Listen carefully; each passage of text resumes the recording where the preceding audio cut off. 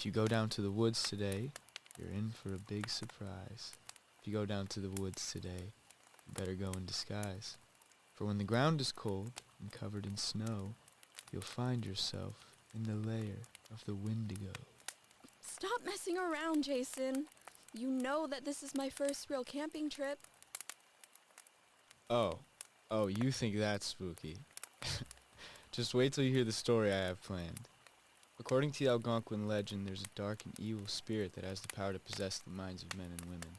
Legend says that if you speak of this entity, or even its name, it'll hear you and be drawn closer. But I am willing to take my chances.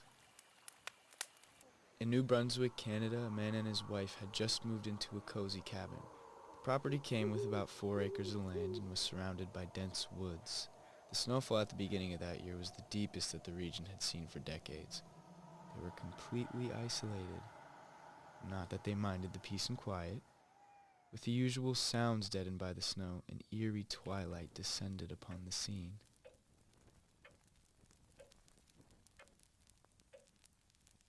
The husband was repeatedly awoken by his dog barking and scratching at the back door.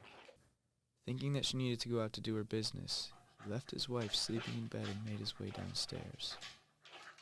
As soon as he opened the back door, the dog dashed toward the tree line surrounding the property, growling and barking at something in the darkness beyond. She just kept on running without so much as a glance back toward the house. Honey! It was his wife's voice coming from behind him. He turned around expecting to see her standing at the edge of the forest, but there was no one there. It was at this point that he realized that something was wrong. The voice came again, but now from deeper inside the woods. Honey! He shone his flashlight into the branches, panning back and forth, when he suddenly noticed some movement.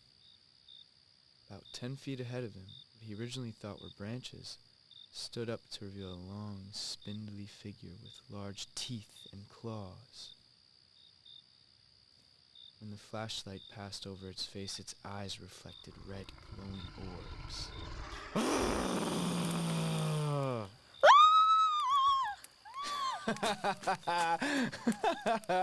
I knew that would get you.